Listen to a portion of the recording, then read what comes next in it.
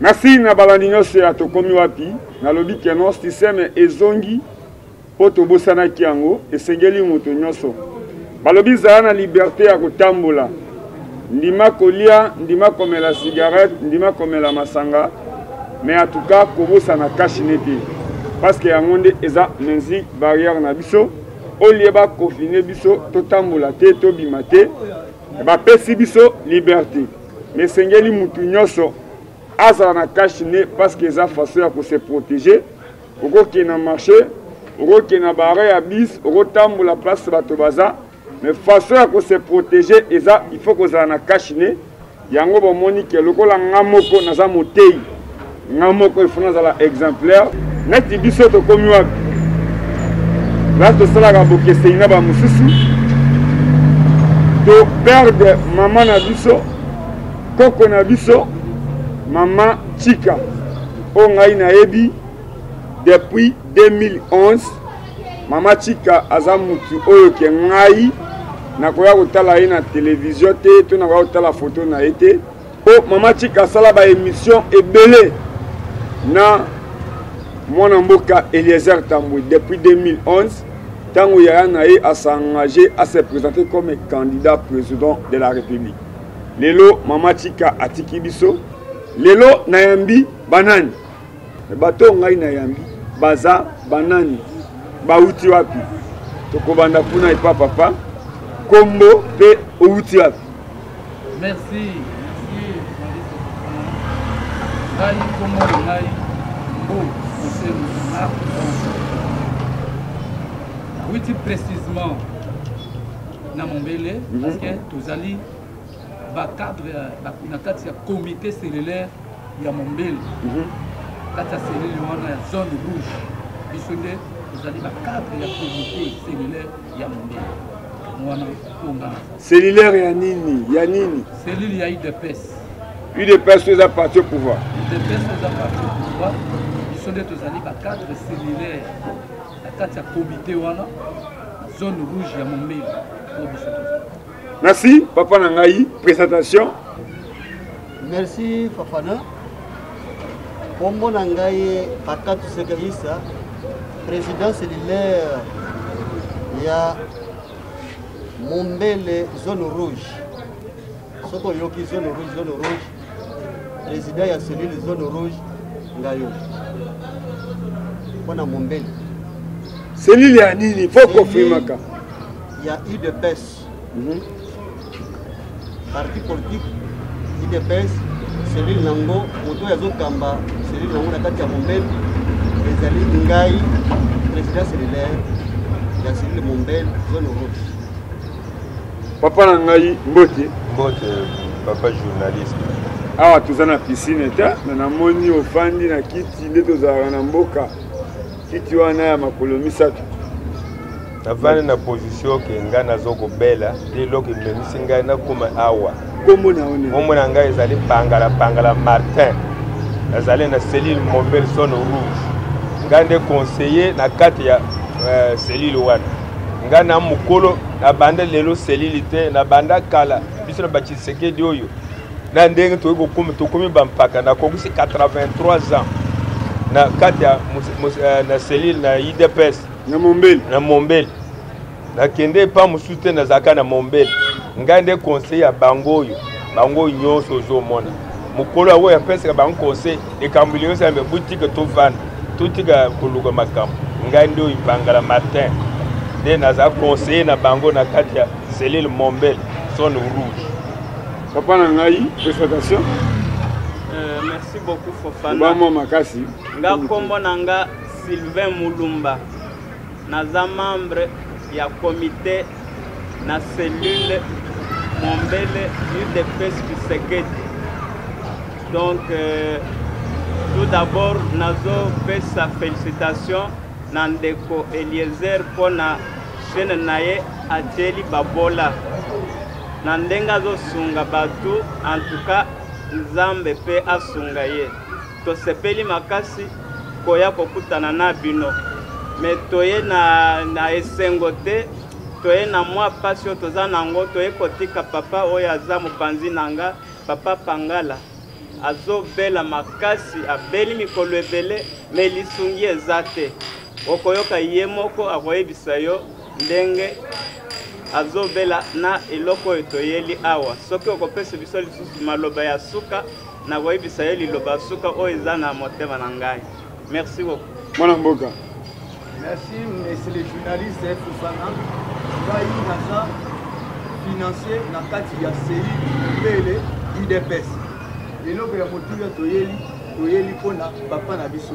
Tala biso ba oyo totiki ma occupation na biso mosusu mpona toya tosunga papa mpona tolakisi solidarité na kati ya CI. Na yango biso mpe tolingi tozosenga epai ya bakonzi oyo ya biso ya parti na solidarité oyo biso tosali mpona toya kotika papa na biso na ndenge aza koyoka pasi azobela na papa mena aza bien te yango tosengi na bango nde batalela biso mpona ka ya papa na biso toyebi te ye moko koloba oyo aza nango na kati. Merci Balandi. Ezala nde boye ngande na yambi bapaya olandi présentation nde nalobaka esengelaki nga nazala libanda mpona yambaka mpo ngai nalobaka ngai naza héritier. Nalingi d'abord oprésente nga mutu oyo omemeli nga mpe yo okomi président cellule depuis quand osali combien d'années na mombeli. Merci Fofana, ngai nakotaki IDPS nazalaki na mandefu na mbanga te. Na baneni nakotaki IDPS depuis 95. Depuis 95 oza na IDPS. Nakotaki lelo te. Naza ya ba 100 jours te. Nakotaki depuis 95. Yo po reconnaître que eza na bato ya 100 jours. Nazo yebisa yo tokokomba kaka. Mais eloko moko na koyebisa yo eza boye. Na kati ya IDPS na ndenge tozalaka na solidarité. Papa oyo monaki toyeki na ye azali conseiller. Aza papa moko ya IDPS ya Tongo. Alors, cellule Mombele zone rouge. Bamekaki kosala sikoyo na force na bango. Tomonaki kete. Ezali kosimba te.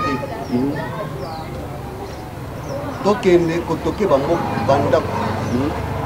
Tokotaki na kotoke bandako. Bandako wana tokotoke bandako ya pamba te totokaki bandako ya bakonzi.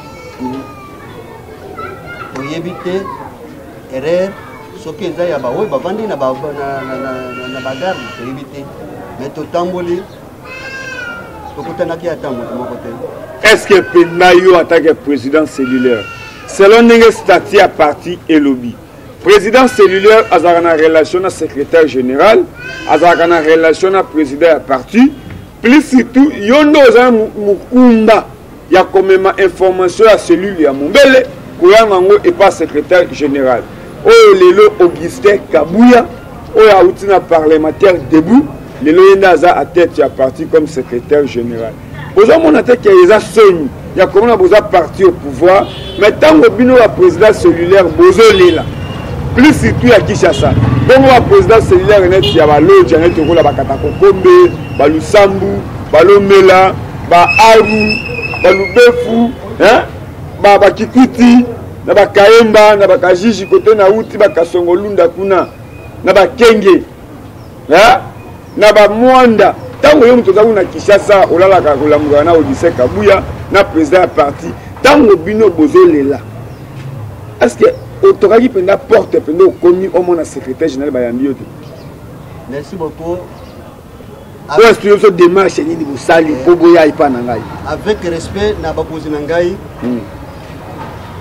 natikali kokutana na général te. Général ya armée to général secrétaire général Augustin Kabuya mwana bute natikali kokutana ye te. Mais tokendaki epai na ye plusieurs fois tokutanaki na ye. Bokutana na banani? Tozokutana kaka na bagarde ote azali te ote akoyamba lelo te obosele nanu mais mpo na ye moko totikali kokutana na ye boye te. Mais yalobaka biro na ye eza ouvert nga mwana tozali ata na martine politique ntango asali rapport ya banduni ye moko alobaki ke ndenge azawana ya biro na ye eza ouvert soko otali na Facebook bapibliaka tout moment ndenge secrétaire général ayambaka mais comment bino mombele eza proche na limete non nde libumu ya parti oui soki tokutani na ye olingi toya kokoma epai na yo awa te problème oyo omonaki tokomaki awa epai na yo ezali mpo amona biso parce que tobundaki na façon na biso po tokuta na ye te c'est la solution oyo toyaki mpo mokonzi amona biso à partir ya média parce que tokende kotoke toza na ba visite d'audience tokutaki na ye te tokozala tokei 4 ou 5 fois tokutani na ye te eloko nini oyo ozoluka bakonzi ya parti mais eloko nini ezozanga to eloko nini ezotinda yo otambola nalingi yo expliquer atake président cellulaire po décision na nazwa mokolo likambo ok natambolaki awa pamba te natambolaki mpona papa namonaki ke force oyo eselile esali nakoki te natoki ndako nakutani na bakonzi te c'est pourquoi moyen oyo namonaki bakonzi peut-être bakoki komona ngai eza meke sali otamboli olembi mpona boyi baya kokondane nga epengi Fofana quand même ayebi mpe ndaku ayebi biro asali boye yango omoni natuni yo question wana papa na ngai lelo oza na besoin ntango oza en vie bobundi na Etienne Tshisekedi 13 parlementaire bakite ye atikali ye moko akufi ebembe ya pamba 2 ans na bamwa lelo mwana na ye azwi pouvoir mais komona surtout bino bato boyebi histoire ya parti bozo négligé boni 5e to 6e génération bakoya kokipe bango lelo sentiment nini oza nango ke soki okufi drapeau ya parti eya kopepa ou bien lelo nde basentir na mombele kekoya tozwi pouvoir drapeau ya IDPS epepa malobi eza epana mpo lelo komotambola na kiti monsieur journaliste soki omona tamboli boye na bacadre na ngai te okomotambola na kiti na ngai po moye kotelemisa te yango wana omoni te lokola ngai totambolaki na bango solution ezomona te ngai nasali mosala monene na kati ya IDPS il faut pas honorer ngai ke baye kosala ndenge outu kolobeke batia drapeau ya IDPS na kati ya cercueil batia drapeau ya IDPS ke moto wana kufi azali songolo tosalaki na ye yango abe olie ke balela ngai namona nani oyo bakolela ngai basunga ngai batia ngai na ndako ya hôpital monene ngai oyo bisika na tamboli makoki ekoki te selile basali na ndenge na bango ekoki te yango na bi te ngai nakende nayebisa bajournaliste na esika ya ebengo ye moko alobela bango ayebisa bango mayo ngai na moni mpo na kokolinga te ngai nakufi batikala kosongo famille te malamu ngai moko namona na miso akota hôpital akufi malali elegaki makasi baonore ngai mpo na sala na bango mingi okoti na IDPS na age ngai soko nakoki koloba depuis tolobaka 87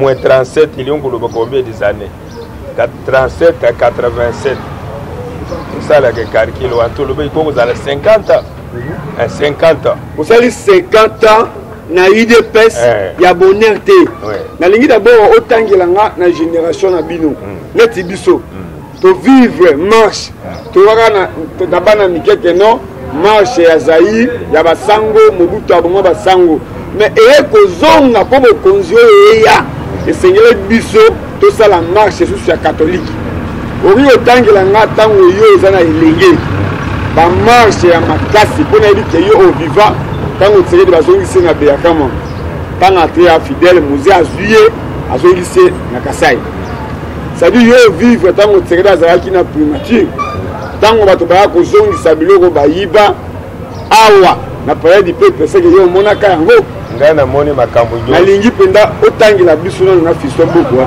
toyoka mpenza ntango na bino ngai ngai na votre souvenir ya mabe tanga na vivre na tango e babumaka les années les 19 non les 19 te na babumaka basanto bimi biso nyonso na kati ya balabala babumi bato biso tozalaki na kati na ponga bi ebele tozalaka ngai na kokoloba ebele na mona na lere bayi kozwa nani Tshisekedi sikoyo na nani musée atini ngai na mboko oyo ngai yo soko moni bakato oyo ngai na somo ya IDPS izate yo ya liputa ndengo moni ngai yawa bato nyonso tozali kofire bakibasa maliba babirindwa babwankem bato nyonso tozalaki na bao na IDPS po siège na biso ezalaki pa kibasa desiki tozali kosangana mpona kokutana na kati ya IDPS me ngai yo ekutana azalaka trésorier ya IDPS me kandi tozoboma na plafond mobutu akokanga yo ngai na vivre makambo ebele osali ya rapport ntango bokosala réunion mikandi okamati obomi na plafond po baza kosignale oyo moto ya IDPS ntango bayeba yero oyebi ntango bayi kokanga yo te oyo ozali obombi bango bakokoloba ndako ezala moto ya IDPS so bayi kokuta yango na yo okei yango ntango ozomona lelo effort na bino parce que là on a aussi même na bato dirigé IDPS lelo mais aussi le temps besoin reconnaître ba 13 parlementaires té même bao bakufa mais sengeli ba reconnaître tabana na bango basi na bango lokola ba mususu baza présent lokola eti ba papa na biso oyo makambo azobeta oyo eza ba makambo bango ba vide réunion ya IDPS bosilisi mayoki na document nango na poche ezate bozotia na plafond ya ndako lelo ekomi moto akoti IDPS na 6h na 12h asombi jip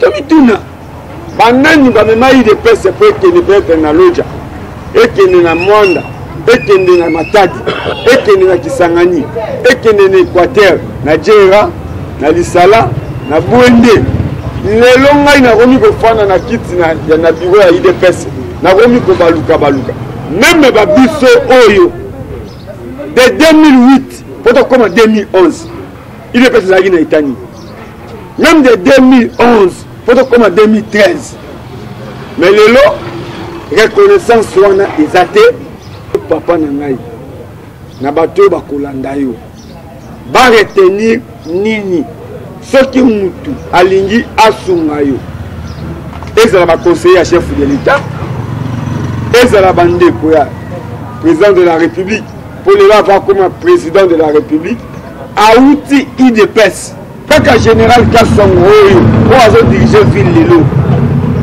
tozo misanga pe ba image olenga asala bato ya IDPS mais lelo aza commandant à ville na esengoni touti ka kozwa ebembe Etienne Tshisekedi oyo baboya bakongolais balela ye oyo ebembe koma polémique baboma combattant jeune ya Mombele na 7e mairie po balobi ke totambo na ebemba Tshisekedi malembe bango balobi ki fait que le cinquantenaire mutuka police eboma combattant ngai na simba makila na memaye totiai na podium ya permanence ya IDPS et moko pouvoir ailangwisa bato te soki oza pena combattant ya IDPS toyebaka touti wapi po tokoma place tokomi résidence Etienne Tshisekedi tilo eza 3 niveau 4 niveau ta mais bino bato ya IDPS si sebe boza bana Etienne Tshisekedi ozotonga bandako ya 3 niveau na esengoni po tala bacombattant parti IDPS etiki bato bahandicapé etiki bato na badégâts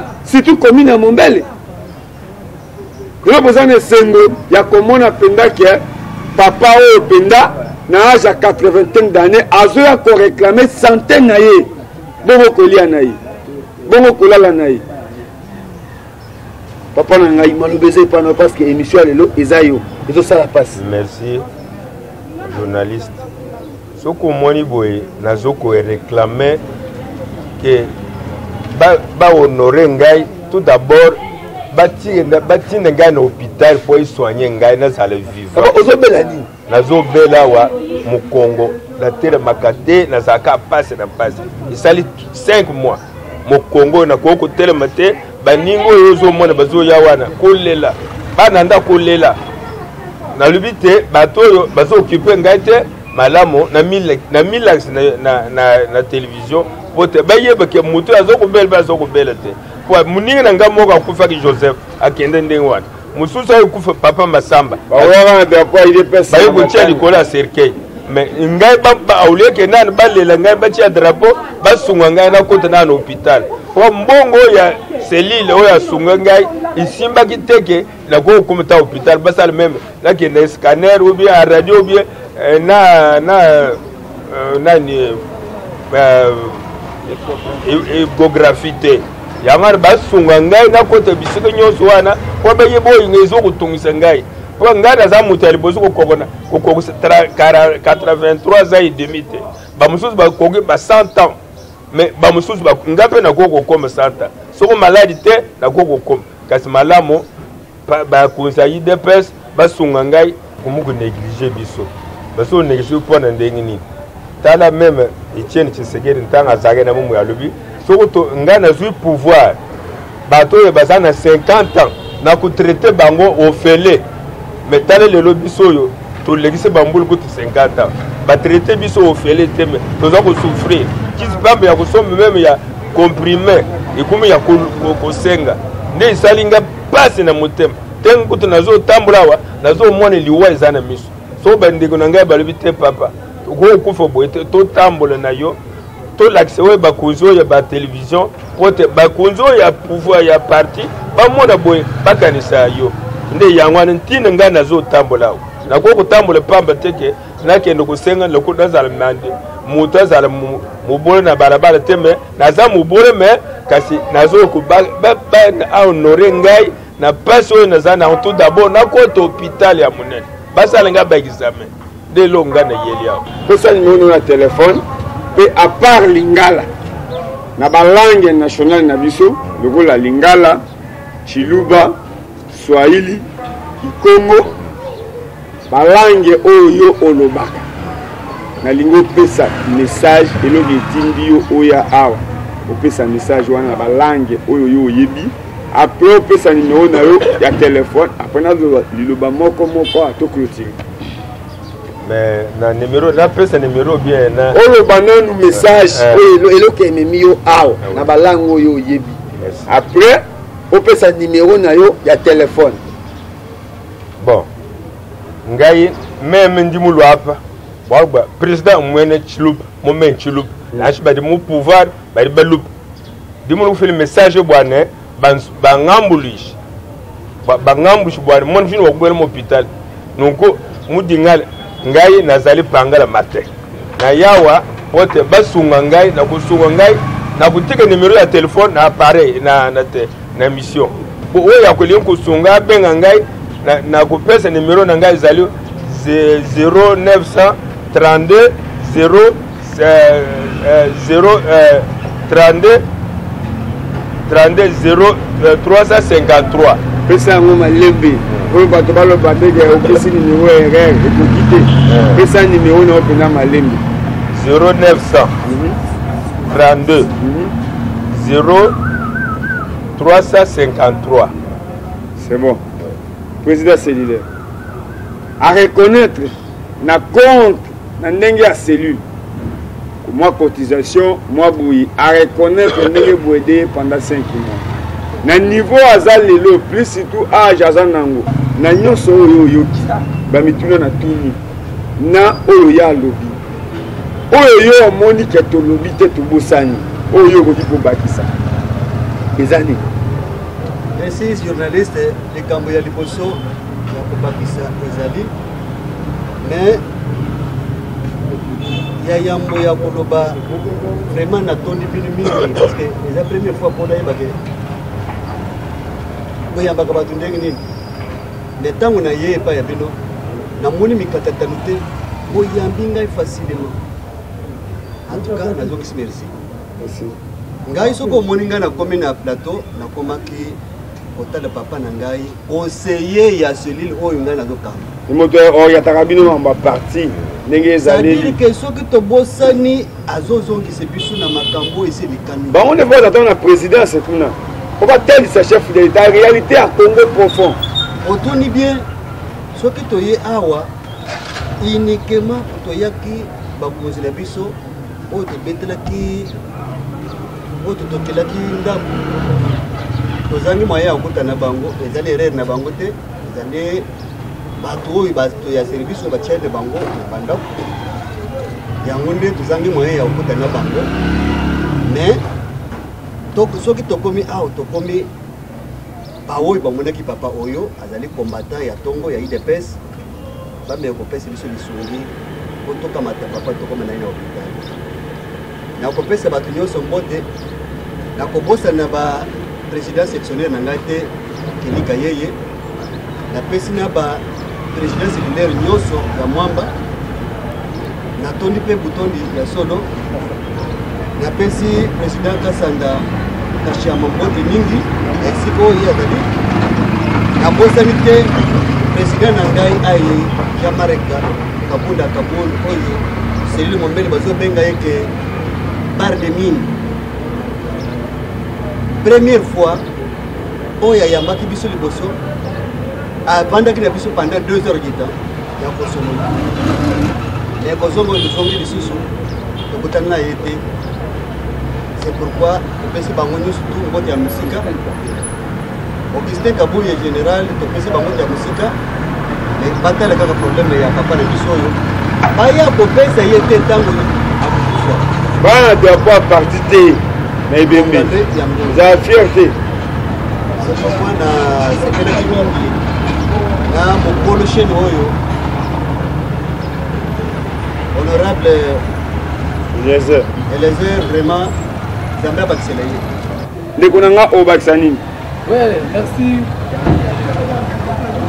Fofana nga naza na kobakisa mo moke parce que na kati na cadre na comité toza na mona moke comité séculaire oloba mwa makasi nazali na kati ya comité wana naza na département emploi et travail puis na communikaka na financier na ngai conseiller makambo ya tosali effort na ndenge olobaki liboso peut-être que voilà UDPS bozomona mpasi banéglige non konéglige c'est trop dire parce que towiti mosika awa tozomata moke moke komba ezalaki monene parce que Kisekedi bato misusu bazolia na 2 jours bazobonga mboko oyo mosika tozokende toyebi ete bayebisaki biso bozala calme bino bakombata surtout na kati ya mondele oyo tozali gardien ya permanence ya mondele jaune rouge tozalaka na place oyo babaki bozela parce que la communauté nde toza boye na série nano toata moto mwa asala mosala parceke nakozela wana tomeki kotala bo biso tokozela sikoyo tozozela wi mais totali eta ya santé ya papa tolobi te tobeta mwa porte toye na porte epa secrétaire elmo tobeti porte papapa tosali plus de 5 fois nde azoloba mais ye bato tellement makambo mosusu na porte wana oyo aza te mais tipo eza bomoi non tokoya koperdre papa parce que ndenge alobi toperdre papa Jeff 83 ans toyoti operdre papa Masamba oyo aza leki na ye 80 quelque na ye mpe aza 83 ans totali non bakonzi bayokela biso mawa toye te oyo bapolémique voilà bakeluka non toye uniquement mpona santé ya papa bakonzi bayoka biso parce que ça restait le seul moyen oyo tokokutana na bakonzi za na média ya tokomi wapi ya ndeko lieseta oyo ezosopresente biso Fofana yango wana mawa po basinga biso alors mpona kosokisa na komosela te président Jean-Marc Kabon bar de mille ayebi biso tokenda ntina ndako nde président toloba tese tosolola bino bozala calme oui tozaka calme parce que base eza cellule oyo toza base eza baselile yango napesi ye mbote place bazali napesi mbote na Augustin Kabuya wana baza basekretare baza bakomi toza na droit ya respect ya mboloka bazwa yango na ango mpona bote parce que pase oyo ete tokutana te nakiti na président na biso ya fédération ayebi place azali Kasanga mpe nakei na président Kelly mwa rapide ya tingonga succès na baprésident tout ya cellule bacomprendre souci na biso oyo amoni ke azalaka mwa eloko tosala po biso tokititi na baposition ya bakongo bololo bapakomomela bakongo bololo batanga donc moyen eza te batie pouvoir basunga biso comme ça tosala bien vraiment. Merci papa, moi vitesse hein. Ok. Moi mukuse. Merci beaucoup pour la parole. Ya mukore na woki ko bakiseza ya que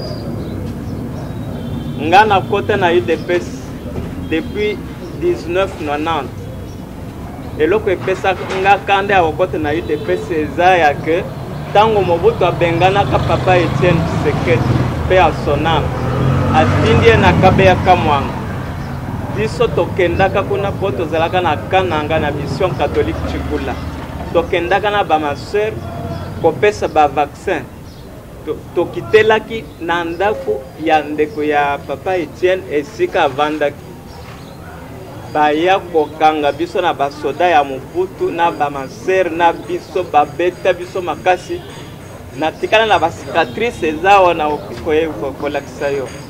Donc tango tokoti na UDPS yango epesaka nga kanda na koti UDPS depuis 90 jusqu'à présent na ndenge na ye kotoyo sikoyo problème oyo toza nango eza nini mokuse tolelaki tozwa pouvoir tozwi pouvoir mais cellule Mombele oyo ozoyoka zone rouge wana eza kombo tomipesa te eza kombo communauté internationale mutu bapesaka biso ntango ya atrocité ya régime oyo euti koleka makambo basala biso na Mombele totikala na baveuve ebele baveuf ebele baorphelin bahandicapé mais ti lelo en tout cas toza abandonné à notre triste sort tala neti papa toye kotika awa azobela moyen ya kosunga ye eza te tosali makasi na biso tokoki te toke tosengi baaudience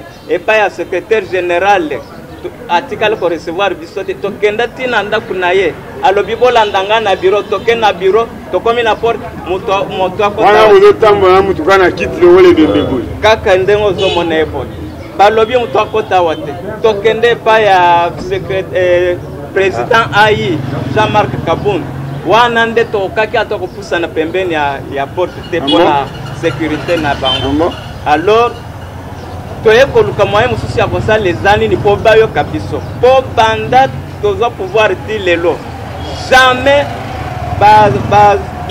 président cellulaire batikala kokutana na secrétaire général basali réunion boye atikala kotia bango kate soki akutanaka na bamoko na éviter mais réunion d'ensemble comme ça naza sûr te alors awa toye kosenga tokotanga makambo ya misala te po tomoni ndenge makambo ezotambola bon moke kaka mais problème na biso ya monene eza ya papa oyo toti kobungisa bapapa mibale ya plus de 80 ans tokeyi tosengi basunga biso na parti na bakonzi na biso eloko moko te tosala makasi biso moko tokunda bango yango toye kosenga soki bakoki koyoka biso basunga ye ata ndeko Eliezer pesa moninga sourire soki ye pe akoki kosunga ye papa pona santé na ye po ndenge aza boye azobela ndeko na mokuse. Merci beaucoup messieurs les journalistes. Nga naza sur ya mingi koloba te parce que oyo nyonso nga ngai naloba bandeko si balobi yango problème ya motuya nazosenga na bakonzi oyo ya parti basala solidarité oyo ndenge nautaki koloba ndenge biso tosali mpona papa na biso oyo bango mpe basala solidarité balakisa yango mpona papa na biso aza abandi IDPS na tongo koloba mambo bato balobi te nalobi loba na mokuse IDPS na tongo yango siko na osenga basunga ye mpe na oloba merci na papa Eliezer honorable Eliezer namoni benda ye nde azosunga pepe congolais na travers ya media na ye azosunga mpenza tomoni yango biso moto ye toconstate yango mpe merci na basali nyonso ya honorable Eliezer awa na tokomi wapi sepesi bino nyonso merci na ndenge boyambi biso merci TV zangonga papa napesaki ko deya malobo lobi DGB napesa numéro ya cellule on ne sait jamais bon numéro ya cellule na biso eza boy 081 226 21 57 081 226 21 57 085 248 79 99 085 248 79 99. Merci. Bapesi deux numéros. Numéro à Liboso, eza ya papa, moto aza malade. Numéro mususu eza ya cellule. mais ils ont ça la sogne. Il y a comment on a battu UDPS 3 jours, 2 semaines. Le lingue babongi. Mais na bateau babundi pour na UDPS. Vous avez ça dans promesse. Net bakaya bu.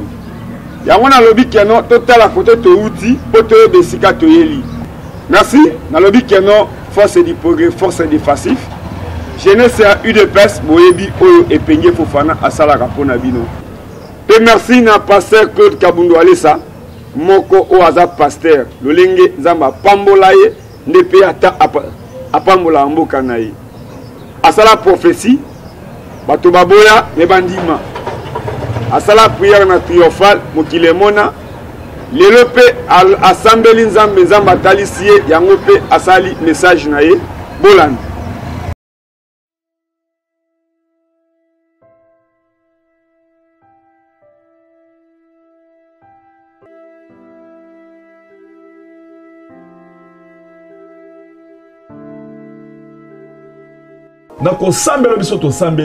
La manière dont nous avons prié, nous avons beaucoup pleuré devant Dieu. Mais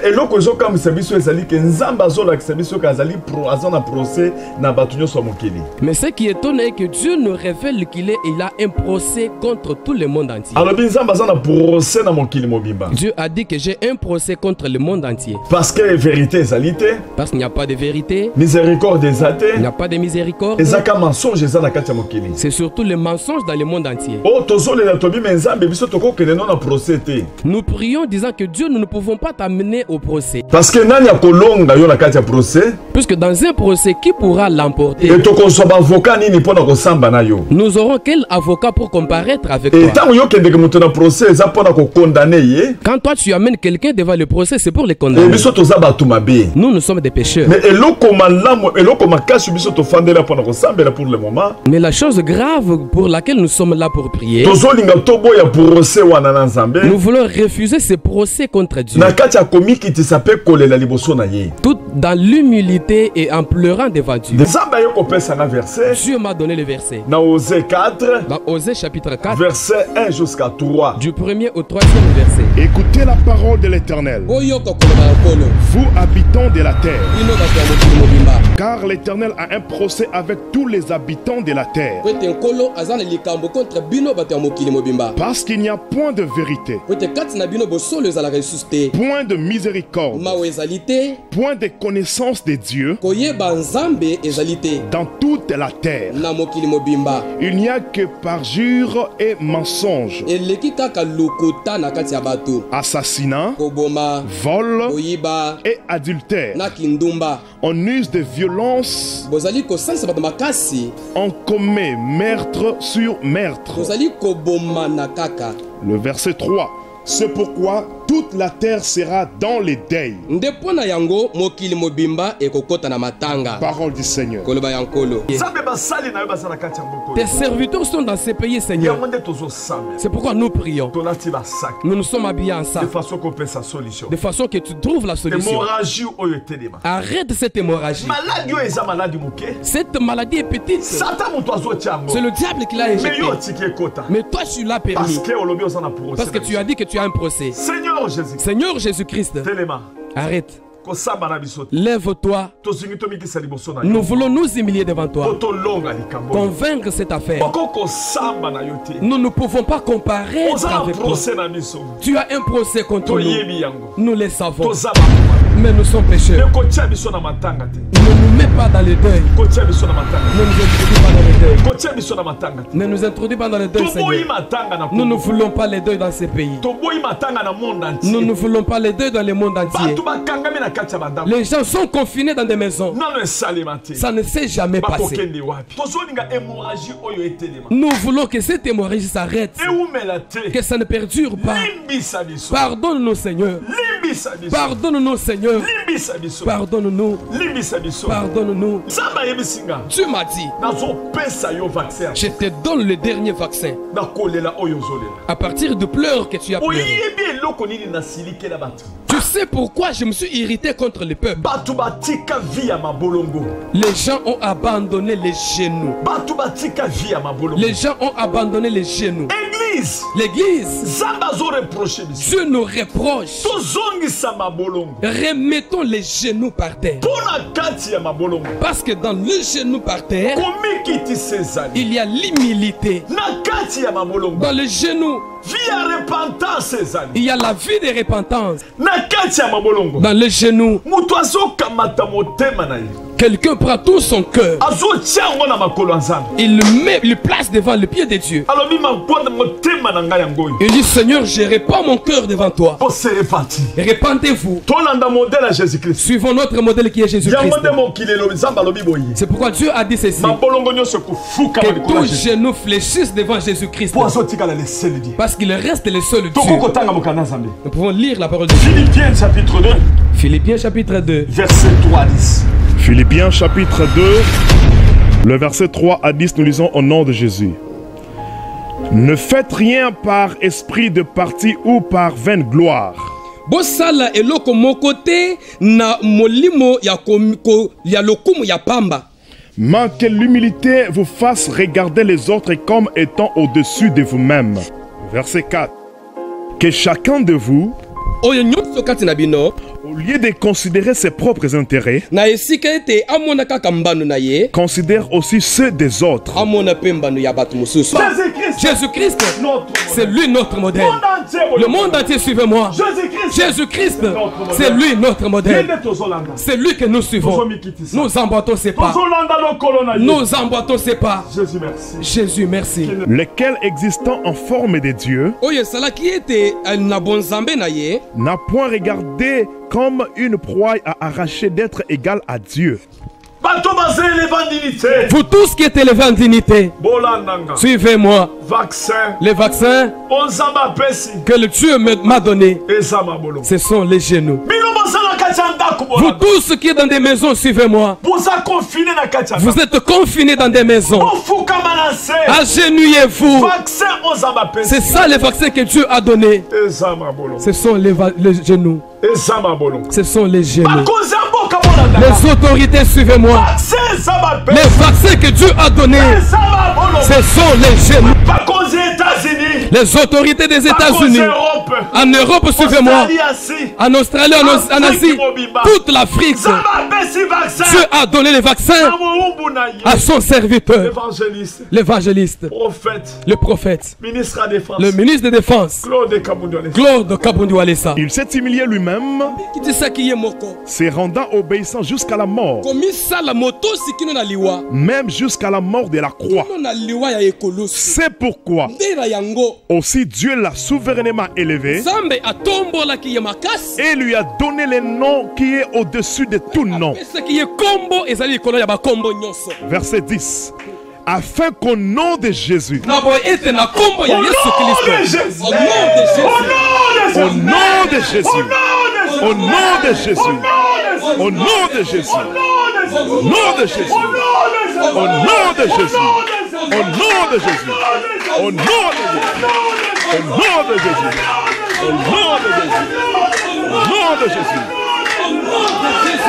la rakababa sheka vera rosakaya. Hey Abraham.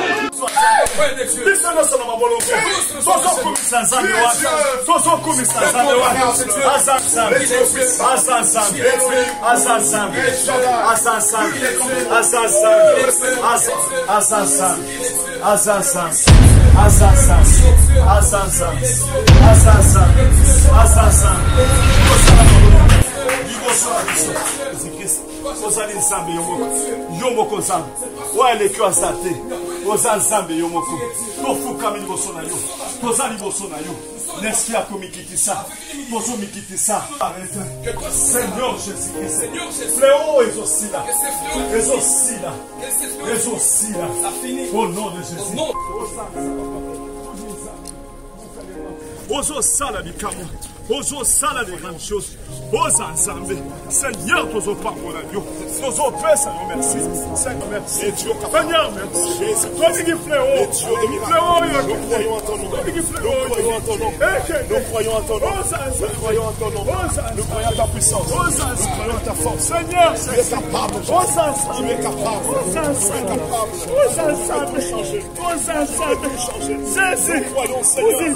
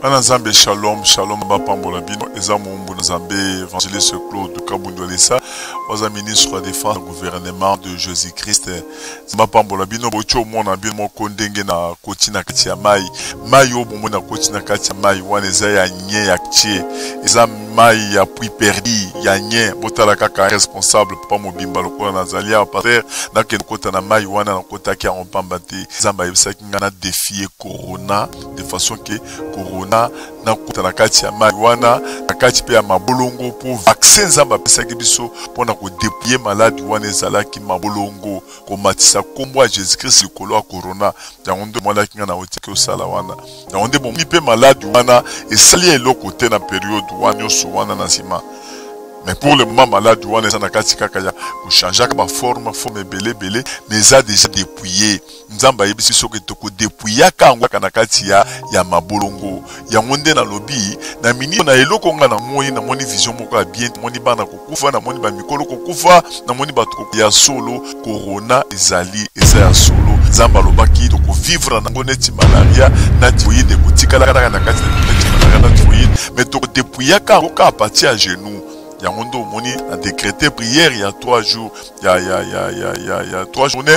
Tu es mercredi, tu es vendredi, tu es dimanche. Na prière il y a dimanche. Toute l'émission on a quatre églises na biso. Tu le batu bakoya. Na famille na bango bati bolongo 1 heure avec Jésus-Christ. Tu matisi kombo Jésus-Christ à genoux pour te dépouiller comme malade wana na kati ya famille. Ate yo et ça de l'autre côté. Ate zu batu na kati ya mboko sambela boka na biso de façon à tes yeux bateau et ça les côté comme fois passé n'engé salamaki et ça là qui est l'autre côté donc nous avons constaté que maladie ezali tous ali to respecter ma kamule toloba donc ma geste barrière parce que pour na ba malaria tout chapé qui sangongi na kati anda so ba pe ba musikaire donc ko loba to se poser na kati maladie te pour tambela raté il faut to respecter ma kamboyo état zoloba maladie ezali pesa na kati bomba na zo yebisabino ke nzamba la explication ba vision il y a bien te ya ke bato belé na bana mke na ba bikolo yango nde toujours tel émission à partir à genoux tout ko salango dimanche pour la toute première fois to temisi na prière dimanche dans la église de façon à tubaya bafuka manase 1 heure na famille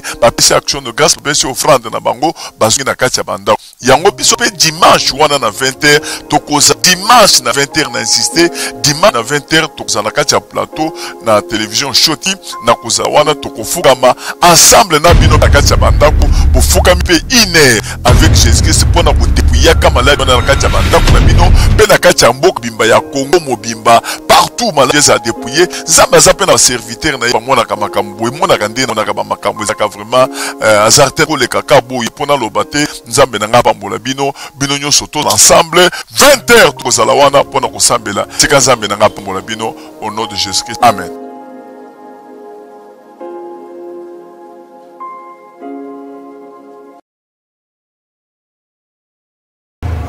Merci na Amos Lubaki, Manisa Kimbolo, Fiston Boko, Dieu Makesela, Didier Kiku, Epenge Fofana, Biso Toza Ao, Bongoyo. Mais mon dère, dans Koufana présidence, il faut total à bien. Merci na pasteur Félix Somona Angleterre, Papa Moni Moutetela, Maman Nanga na Charlotte à partir d'Allemagne, Azana Kishasa, O Azana Matoyi Akoyoka, Ayoka. Mais o azam mayele akolinga alanda mwana wana azolobani pour mona muke abeta kambonda bakolope babina. Merci.